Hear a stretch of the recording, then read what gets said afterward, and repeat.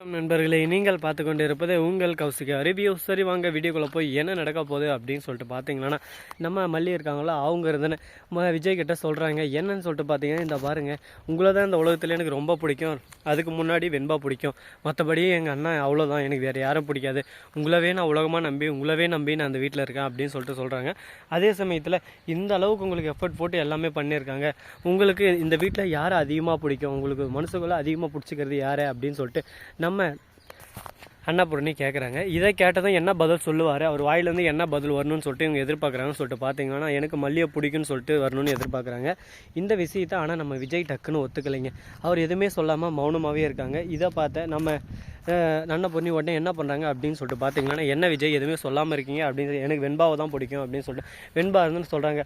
அப்பா, நான் உங்களுக்கு இவ்வளோ எஃபெக்ட் நான் போடல, மல்லியம்மா தான் வேலைக்கெல்லாம் போய் காசு சம்பாரிச்சு உங்களுக்காக இந்த எஃபெக்ட் போட்டாங்க, நீங்கள் மல்லியம்மாவுக்கு சொல்லுங்கள் எந்த போராட்டம் இருந்தாலும் அப்படின்னு சொல்லிட்டு சொல்கிறாங்க.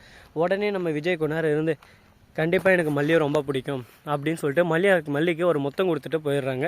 இதை பார்த்தா ராஜேஸ்வரி, ரஞ்சிதம் இவங்க ரெண்டு பேருக்கும் வயிறு ஒரு பக்கம் பக்கு பக்கு பக்கு பக்கு திக்கு திக்கு திக்குன்னு எரியுது. என்னடா இது, நாம் ஒன்று நினச்சா இது ஒன்று நினைக்கிது. வாழ்க்கையில் நம்ம எது நடக்கக்கூடாது, எது நடக்கணும்னு சொல்லிட்டு நினச்சின்னு இருக்கும்போது அது எல்லாமே தலைகீழாக நடந்துன்னு இருக்கேன். கடவுளே, ஏன் இந்த சோதனை, ஏன் இந்த வேதனை, என்னால் தாங்க முடியல, எனக்கு மட்டும் ஏன் இந்த கஷ்டம் அப்படின்னு சொல்லிட்டு ராஜேஸ்வரி நினச்சின்னு இருக்காங்க. ஆனால் ராஜேஸ்வரி அவங்க பண்ண ஒரு தப்பு இல்லாமல் அவங்க நினைவுக்கு வரல போல்.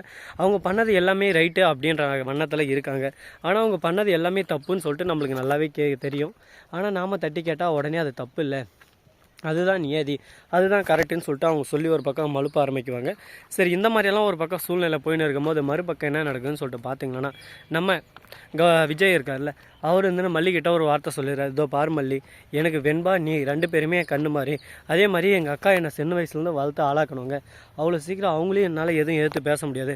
அதனால் நீ அட்ஜஸ்ட்மெண்ட் பண்ணி தான் போயிட்டு ஆகணும், வேறு வழி இல்லை. நீயும் கொஞ்சம் பார்த்து பக்குவமாக இருந்துக்கோ அப்படின்னு சொல்லிட்டு சொல்கிறாங்க. இதை கேட்டதை என்ன சொல்கிறது ஏது சொல்கிறேன்னு சொல்லிட்டு தெரியாமல் ஒரு பக்கம் என்னடா இது, நம்ம வாழ்க்கையில் இந்த மாதிரி ஒரு கிரிட்டிக்கலான சுச்சுவேஷன் நிற்க வச்சிட்டாங்களேன்னு சொல்லிட்டு கஷ்டமாகவும் இருக்குது. இருந்தாலும் நம்ம விஜய் சொல்கிறதுலேயும் வாஸ்தவம் இருக்குல்ல. என்ன தான் கெட்டவளாக இருந்தாலும் அக்காவை இடத்த உடனே தூக்கி எறிஞ்சிட்டு வர முடியாதுங்க. அதனால் எல்லாரையும் ஒரு பக்கம் பார்த்து தான் ஆகணும். பொண்டாட்டி இந்த கண்ணுன்னா குடும்பம் இந்த கண்ணுங்க. ரெண்டு கண்ணுத்தையும் நம்ம அவ்வளோ சீக்கிரம் கொத்த முடியாது.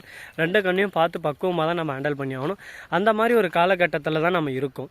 சரி, இந்த மாதிரியெல்லாம் ஒரு பக்கம் நடந்துன்னு இருக்கும்போது மறுபக்கம் என்ன நடக்குதுன்னு சொல்லிட்டு பார்த்தீங்கன்னா, கரெக்டாக நம்ம வெண்பா இருக்காங்களா, அவங்க இருந்துன்னு போயிட்டு ராஜேஸ்வரிக்கிட்ட சொல்கிறாங்க. இதை பார்த்தீங்களா, எங்கள் அப்பாவுக்கு ரொம்பவே பிடிச்சது எங்கள் அம்மாவை தான், உங்களை கடை எங்கள் பிடிக்காது, நீங்கள்லாம் இனிமேல் தேர மாட்டீங்க, உங்களை சுத்தமாகவே பிடிக்கல.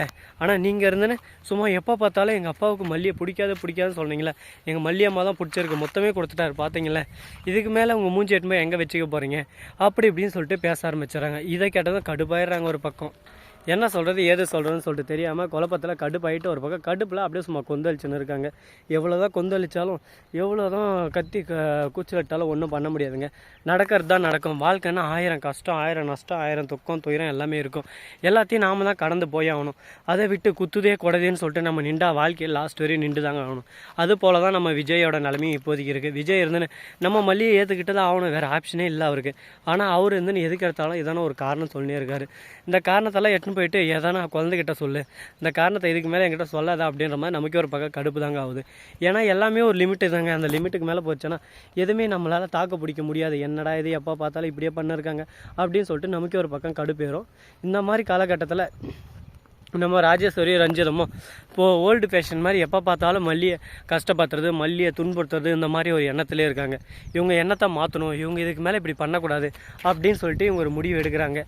அதுக்காக என்ன பண்ண போகிறாங்க, ஏது பண்ண போகிறாங்க, அடுத்து அவங்களோட நடவடிக்கை எப்படி இருக்கும், அதுதான் இப்போதைக்கான கேள்விக்குறியாக இருக்குது.